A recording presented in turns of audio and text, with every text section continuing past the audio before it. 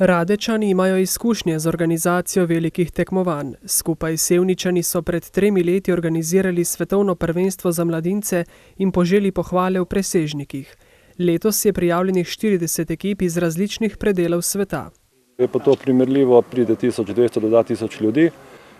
Z vsakim ostalim svetovnim prvenstvom, ne bo to košarka, rokomet, ljudje se morajo nastaniti, ljudje rabijo jesti, piti, spati, imeti logistične priprave, pomeni 20 km najdalje lahko postelje od tekmovališča, tako da moramo na vse to poskrbeti.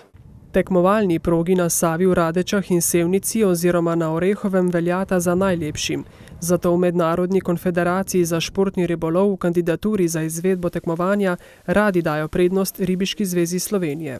To pomeni, da so zajezitve za hidroelektrarne bile narejene v skladu soglasju z naravo, tako da so akumulacije polne življenja, polne rib, da lahko ribiči tukaj lovijo.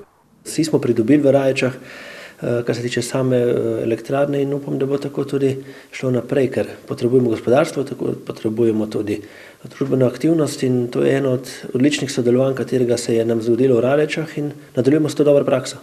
V obeh občinah računajo na večji razmah ribiškega turizma kot posledice takih tekmovanj.